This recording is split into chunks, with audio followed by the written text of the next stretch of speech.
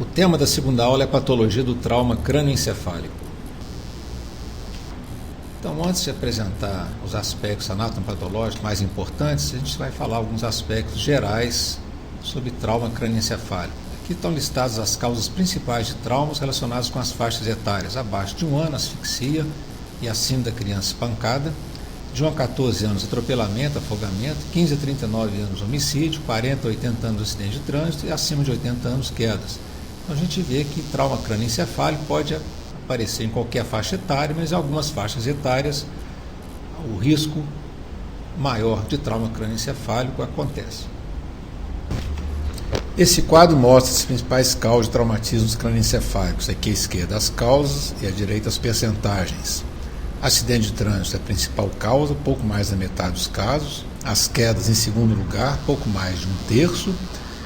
E menos frequentemente agressões e outras causas.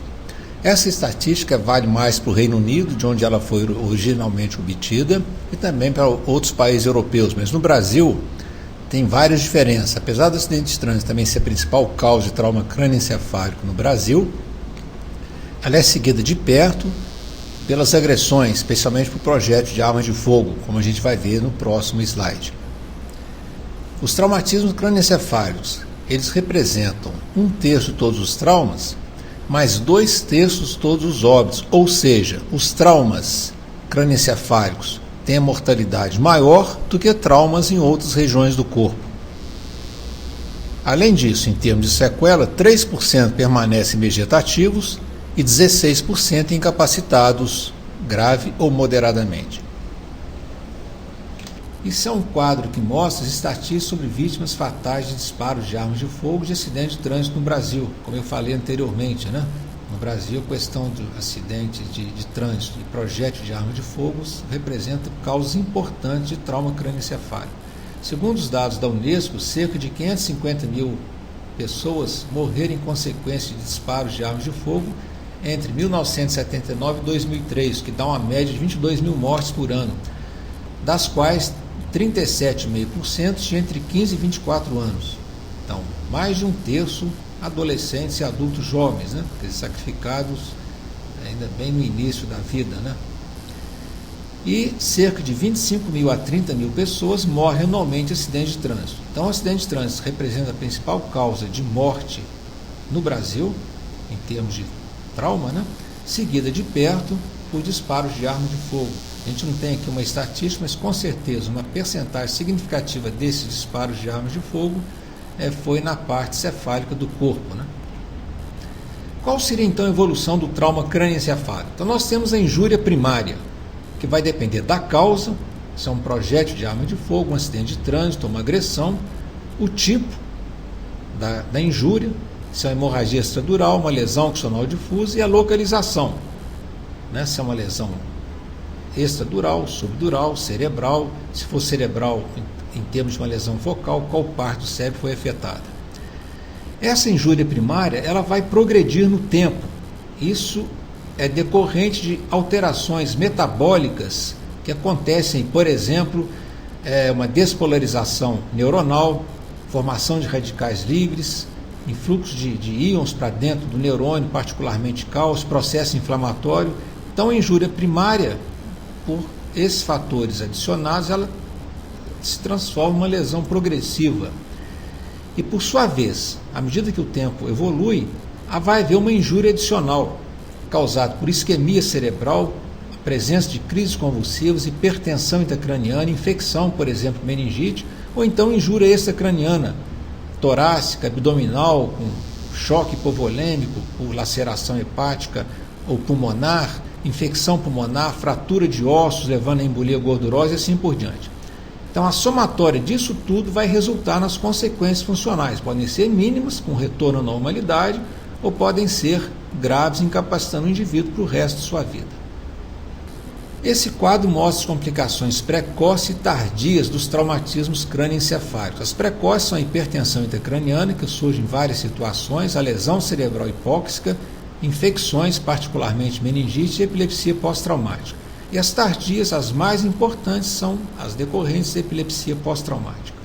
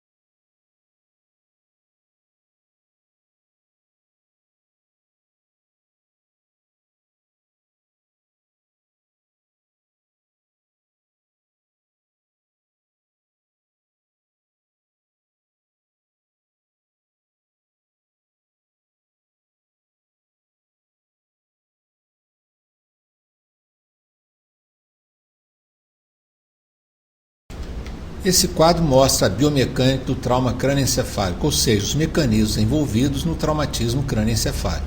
Então são dois mecanismos básicos de impacto e impulso.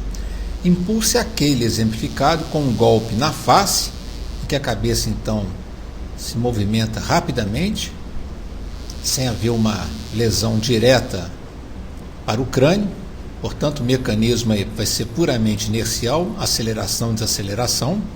Ou então, é o que acontece mais frequentemente na prática, mecanismo de impacto, que pode originar dois outros mecanismos: o de contato, um golpe violento na cabeça, geralmente a cabeça livre para se mover, e essa movimentação da cabeça por um impacto qualquer resulta em aceleração e desaceleração.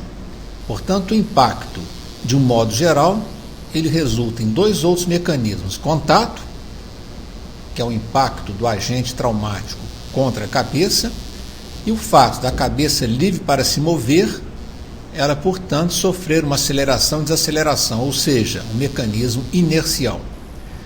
Quando ocorre o mecanismo inercial, nós podemos ter três possibilidades, levando-se em conta a rotação da cabeça em relação com a coluna cervical. Translação, quando a cabeça gira 360 graus em relação à coluna cervical. Rotação, indicando a rotação da cabeça em torno de seu próprio eixo. E a movimentação angular da cabeça, que pode ser no sentido sagital ou no sentido lateral. Independentemente de ser um mecanismo de contato ou inercial, nós vamos ter uma deformação do crânio, dos envoltórios do encéfalo, as meninges, e do próprio encéfalo. E essa deformação resulta em compressão, estiramento e secção, uma vez ultrapassado a resistência do tecido nervoso, dos vasos, dos envoltórios, que é a chamada viscoelasticidade. Uma vez então ultrapassado essa viscoelasticidade, essa deformação por esses três outros mecanismos resulta então em lesão neural, vascular, meníngia e craniana, isoladamente ou em conjunto.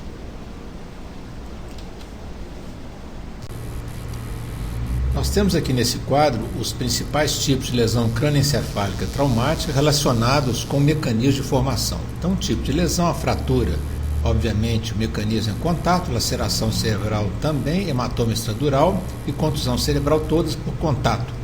Já o hematoma subdural é lesão com sinal difusa, são mecanismos de aceleração e desaceleração, ou seja, mecanismo inercial. As principais causas e prevalência das lesões crânioencefálicas traumáticas fatais estão relatadas, listadas aqui. Tipo de lesão, fratura do crânio. Tem várias causas: projétil, de arma de fogo, quedas, agressões, acidente de trânsito. Em caso de projétil, a fratura do crânio é 100%, claro, um projétil que atinge a parte cefálica, do corpo. Quedas, agressões, cerca de 75% a 79%, acidente de trânsito, pouco mais da metade das pessoas tem fratura do crânio. Laceração cerebral, em caso de projétil, ela é muito elevada, essa prevalência, mas não é obrigatória. Tem casos de disparo de arma de fogo na cabeça, que fratura o crânio, mas não leva a laceração cerebral.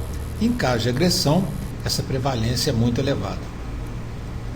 No caso do hematoma extradural, as causas são quedas e acidente de trânsito, principalmente quedas, acidente de trânsito em segundo lugar, e essa prevalência nessas duas situações é de 8% a 15%. A contusão cerebral é encontrada em quedas, agressões, acidente de trânsito, mas particularmente em quedas e agressões. Em acidente de trânsito, a frequência da contusão é um pouco mais baixa, comparado com aquela resultante de quedas e agressões.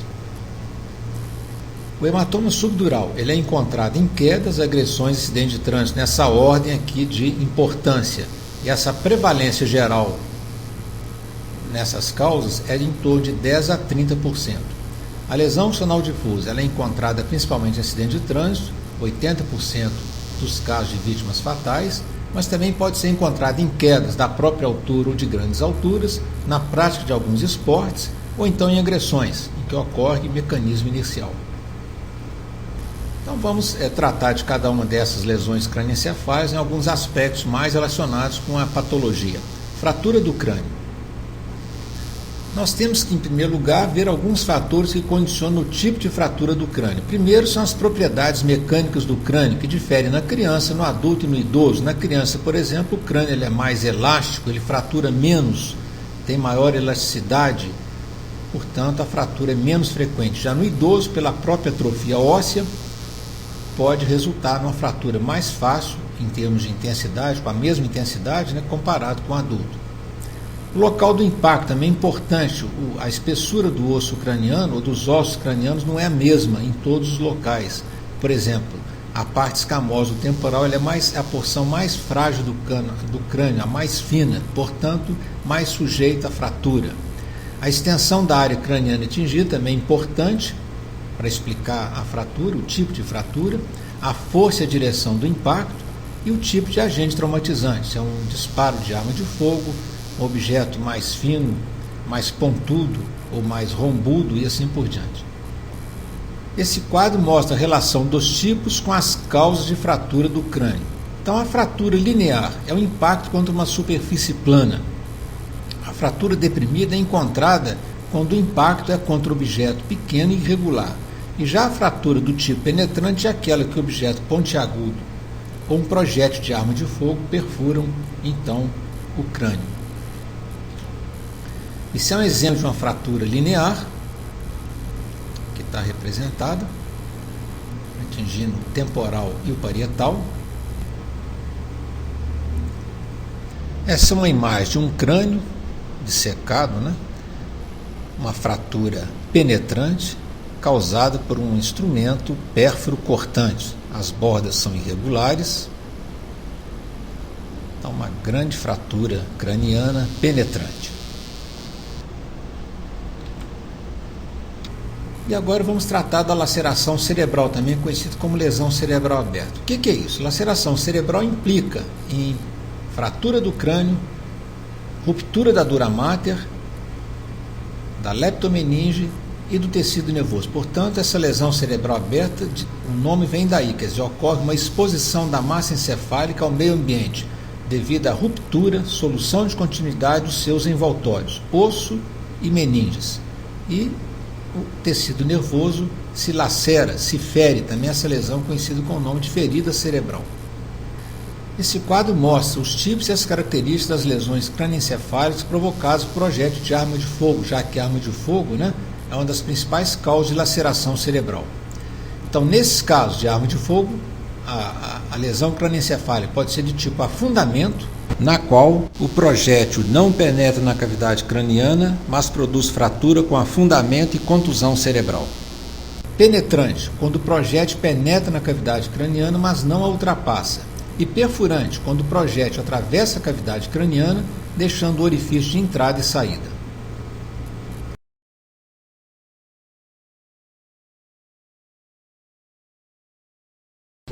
Essa é a imagem de uma laceração cerebral recente causada por projétil de arma de fogo. Então a gente vê aqui a área lacerada, o ponto de entrada do projétil, o trajeto correspondente preenchido por sangue.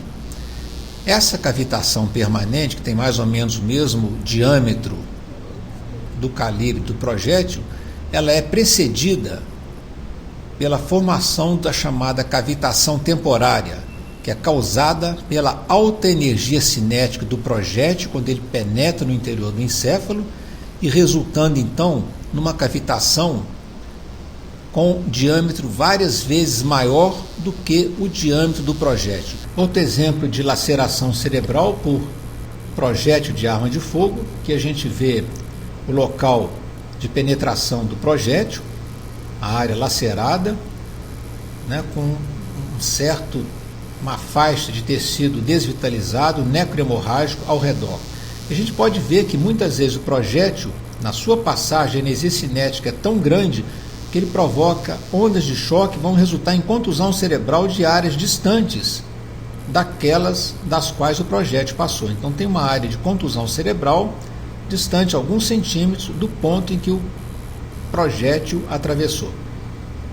Outro exemplo de projétil de arma de fogo, de pequeno calibre, a gente vê parte do trajeto do projétil, a cavitação determinada pelo projétil, sangramento intraventricular, né, decorrente de ruptura de vaso, e aquela área desvitalizada, ora mais fina, ora um pouco mais espessa, ao redor da cavidade por onde o trajeto atravessou.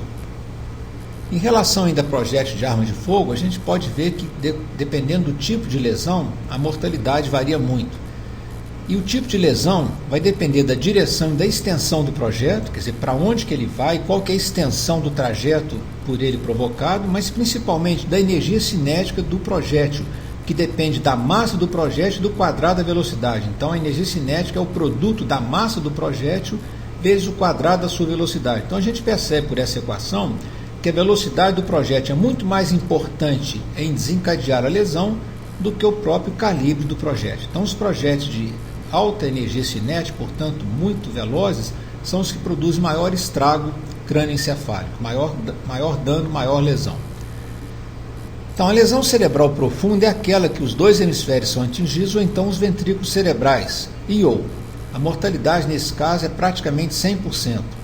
Lesão multilobar, como o nome diz, envolve mais de um lobo cerebral, a mortalidade é um pouco mais baixa, 78%.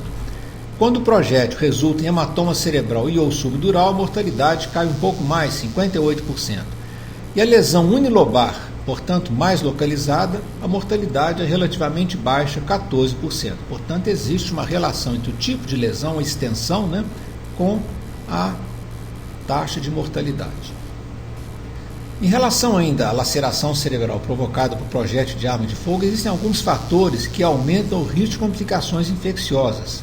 São as presenças de fístulas licóricas, lesão ventricular ou de mais de um compartimento dural, envolvimento dos seios paranasais, corpo estranho, que pode ser o próprio projétil ou fragmentos de pele, de roupas que entram dentro da cavidade craniana, né, retido por mais de 48 horas sem tratamento, ou nos casos do trajeto de projétil mais extenso.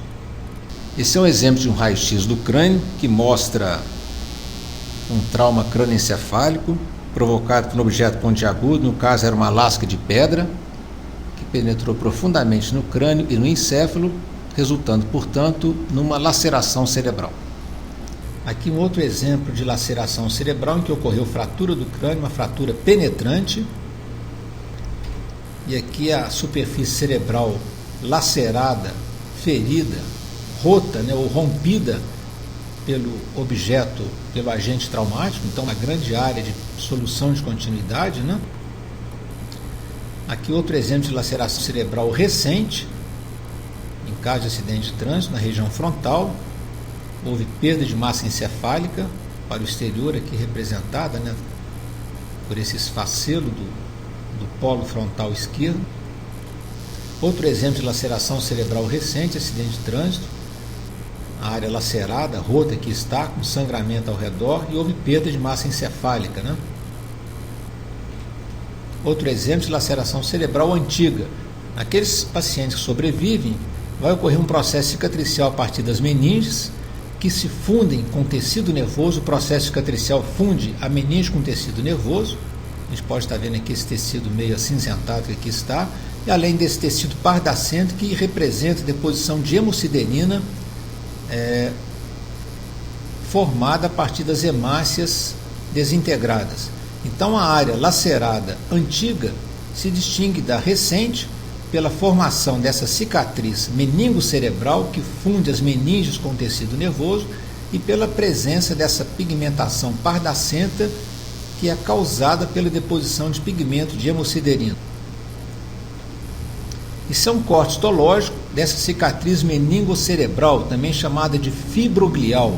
Aqui em vermelho a parte fibrosa da cicatriz, que se origina das meninges, em amarelo a cicatriz glial. E vocês veem que elas estão fundidas entre si. Então uma cicatriz fibroglial. Outra lesão crânioencefálica traumática que nós vamos tratar é o hematoma extradural. Hematoma extradural, como o nome diz, significa a presença de uma coleção sanguínea volumosa entre a superfície interna do crânio e a superfície externa da dura mater.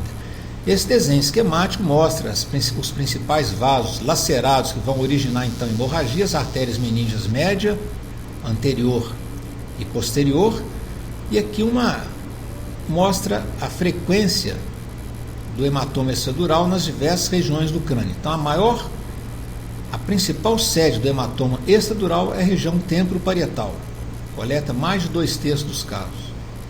Por que região temporoparietal é a mais frequentemente acometida no hematoma extradural? É o que a gente vai responder examinando essa dissecção do cadáver, que está a pele, o crânio, a dura mater colada aos ossos cranianos. E a primeira coisa a ser dita é que essa aderência da dura mater ao crânio não é a mesma em todas as regiões. Existe uma região, que é essa aqui, temporoparietal, na qual a dura mater é menos aderente ao osso craniano. É a chamada zona descolável de Marchand, o anatomista francês que descreveu pela primeira vez essa menor aderência da dura mater nessa localização. Além disso, a artéria meningia média aqui representada, ela passa exatamente nessa região temporoparietal. Ela caminha entre a superfície externa da dura mater e a superfície interna do crânio. É a artéria que mais comumente se rompe e origina o hematoma extradural. Além disso, o osso craniano nessa região temporoparietal, ele é mais fino do que as demais porções do crânio. A gente pode perceber aqui a espessura do crânio aqui na calota e aqui embaixo, apesar de essa secção não ter sido feita para demonstrar isso. No entanto, o osso dessa região temporoparietal, dessa junção temporoparietal, ele é mais fino do que as demais partes do crânio. Portanto, menos resistente, mais susceptível a uma lesão de impacto, que justamente é o tipo de lesão que origina o hematoma extradural. Então, resumindo, nós temos 3 fatores de ordem anatômica que explicam a maior frequência do hematoma extradural na região temporoparietal. A menor aderência da dura mater ao osso nessa região, a passagem da artéria meningia média nessa região temporoparietal e a menor espessura do osso nesta região, essa região temporoparietal. Esse é um exemplo de hematoma extradural bilateral, que é raro. Os hematomas extradurais são geralmente unilaterais. Aqui mostra a sede habitual do sangramento, região temporoparietal, o hematoma bastante volumoso bilateralmente. Aqui é uma peça retirada da necrópsia para mostrar um hematoma extradural volumoso e tem essa forma típica biconvexa. Ele está situado por fora da dura mater, que aparece aqui, e que a gente já vê um dos efeitos principais desse hematoma, que é a compressão cerebral. Então, além do aumento da pressão intracraniana, vai acontecer compressão da superfície cerebral situada abaixo do hematoma. Por hematoma atingir esse tamanho, demora algum tempo. Como a dura mater é aderente ao osso, então esse sangramento, uma vez iniciado, ele leva às vezes horas ou mesmo 1, 2 dias, para ele atingir um volume suficientemente grande para levar a aumento da pressão intracraniana ou compressão cerebral. Então esse é o chamado intervalo lúcido, no qual o paciente permanece consciente, sem nenhuma alteração neurológica, período esse no qual o hematoma está expandindo lentamente.